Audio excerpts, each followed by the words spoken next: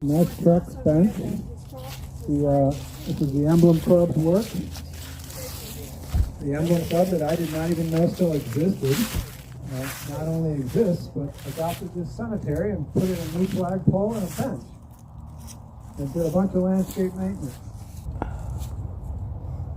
Alright, one of Placerville's oldest, most historic, and most tormented cemeteries lies directly above the shoe repair shop at the west end of Main Street. And it provides a great view of downtown from the far end. For many years, this important cultural resource was a disgrace. Vandalized, overgrown, trash-strewn.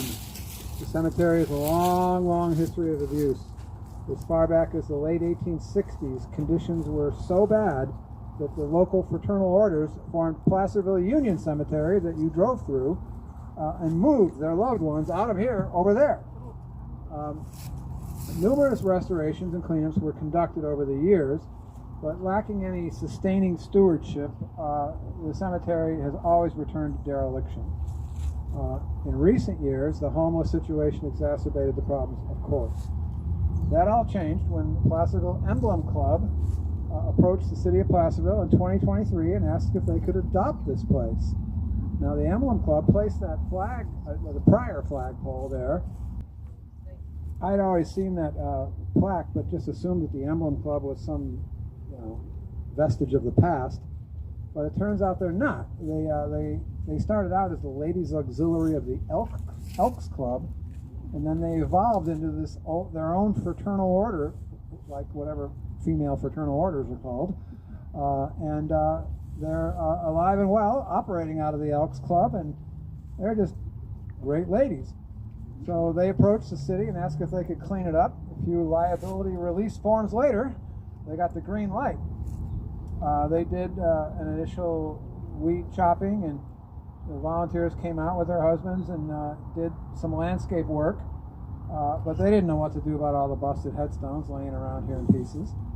And about this time, Save the Graves approached the city, not knowing any of this was going on, about restoring the old headstones laying around, and many were lying on or under the ground in pieces. Over the period of a couple of years, Brian and some other volunteers and me have fixed probably 24 headstones here.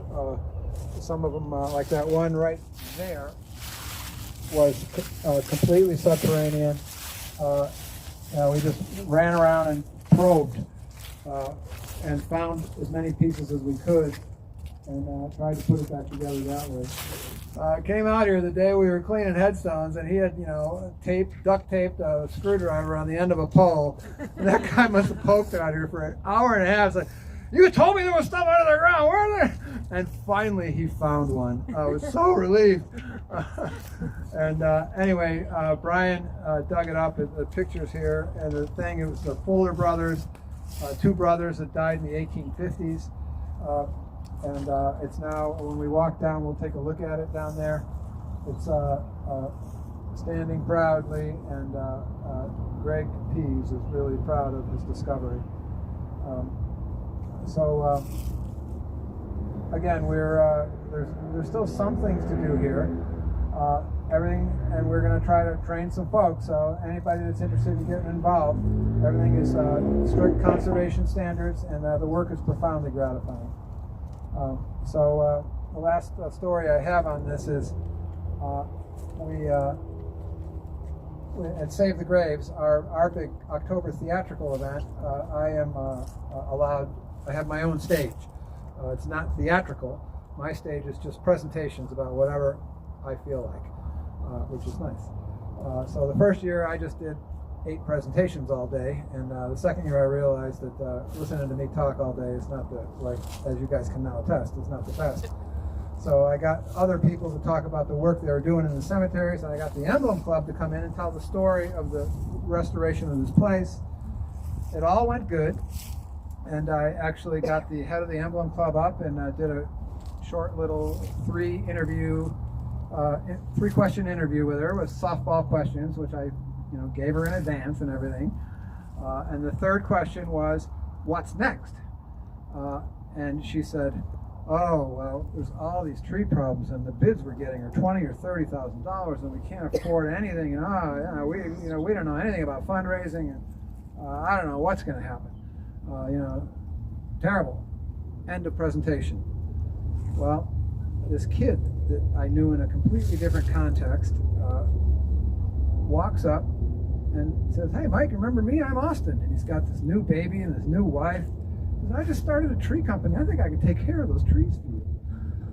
And the Emblem Cove lady is listening to this. She screams at the top of her lungs. They all start crying and screaming, and they're just like, "Ah!" So my friend Austin with the new tree service has come in, and the trees weren't even that bad. He didn't even have to cut anything all the way down. He just had to limb them up. He did it in his spare time over the course of the summer. It worked out great, and I felt really, really good about it, I got to tell you. And Austin, I just talked to him the other day. He loves doing the work. He wants to do some more. There's another tree down here on the left side, and he's like, "Mike, just tell them I'll do it free. They consist on fundraising. They don't know anything about how to raise money. So it'll be years before they get enough money to pay me. So just tell them to let me do it for free." I gotta get in the middle of that again. But by way of headstones, there's only one I really want to talk about here, and that is the bee baby. And I'm not real proud of this. I made a real bonehead move. So Frederick B. of B Street that we drove on earlier was an early merchant here in Placerville. A successful guy. He actually ended up moving on and bringing the telegraph to the West Coast. Put the Pony Express out of business, but somebody was gonna. Anyway, he built that house right across the street from the cemetery there. It was much smaller. It got enlarged later on when Judge Bennett bought it. But anyway, he left Placerville fairly early going, and we've sort of forgotten about him, except we got one street named after him. But what he did was he went to San Francisco. He was a lawyer and became a fierce advocate for the Chinese during an era of the worst of the Chinese Exclusion Act. So these people were just getting abused and taken advantage of. There's stories of ships coming in full of Chinese girls that were promised domestic labor jobs and were sold into prostitution. And he was fighting for them in court every day. And the Chinese people so embraced him, they made him the consulate, and he was much venerated on both sides of the ocean for his work on their behalf during this horrible era. Well, during the short time he lived here, he had a baby son die, the bee baby, right, about 100 feet that way. And he went out and bought this super expensive cast iron, he got a nice headstone, and a super expensive cast iron fence or coping to put around the grave. And I guess at the time they thought they were going to put more people in there. There was only one grave in there, and it's big enough to hold probably 4 or 5. And that cast iron fence has either been broken by vandals or just fallen apart. Very ornate, super expensive, the largest, most ornate one that I've seen in El Dorado County. And it's been laying on the ground in easily 100 pieces for as long as anybody can remember. Well, I have friends that are iron workers, and they can fix anything, right? It's iron. Iron's iron. Well, iron's not iron. Wrought iron is what iron workers work with. You can stretch it and bend it and fix it and glue it and all this stuff. Cast iron is like kryptonite. You can't do anything with it. You can't weld it. You can't nothing.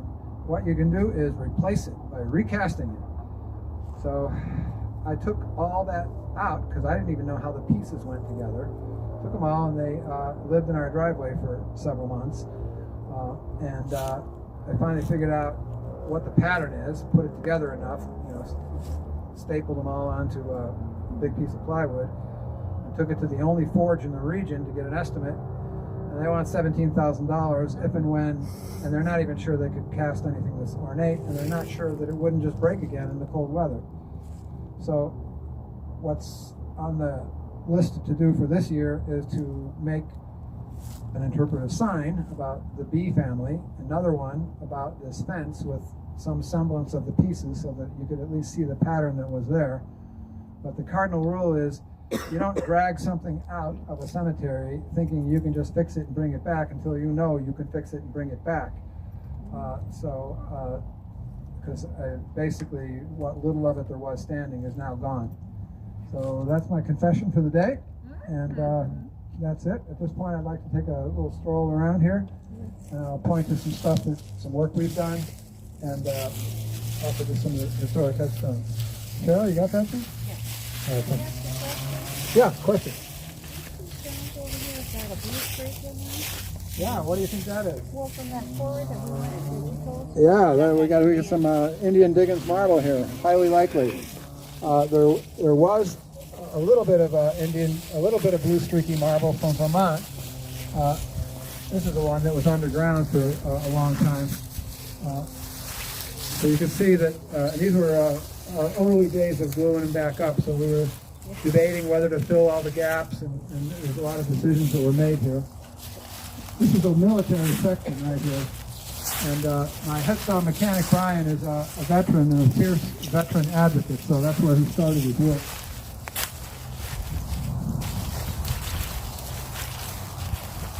We also have two very large headstones yet to repair here. It's going to require serious industrial lifting equipment, and they are right over here.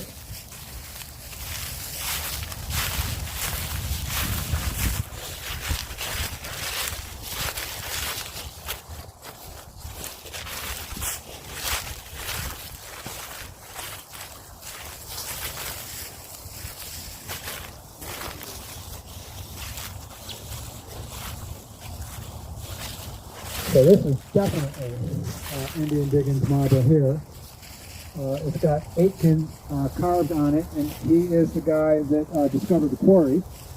So isn't this a piece of work, huh? So this has got to be straightened, and then we've got to get real gear in here to lift that thing and place it back on top of here. That's all that should be doable this year. This is the one that was completely underground, the Fuller brothers right here, the square guy. And then the other, I really have to go look at the other big one that's broken is down there. Somebody's been in and cleaned this guy. He wasn't that good looking last time I was here. When they look like this, it's really gratifying. So this was also repaired and cleaned. It's also signed. What do we have down here? I don't know.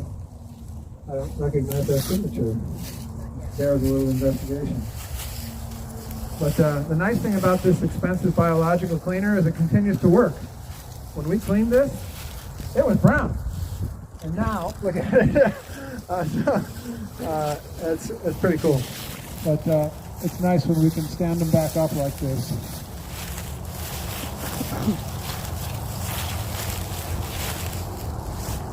So you can see the bee baby's grave right down there past that.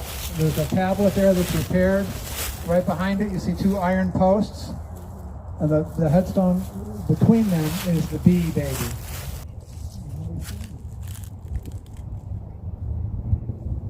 It goes without saying that there's hundreds of unmarked graves here.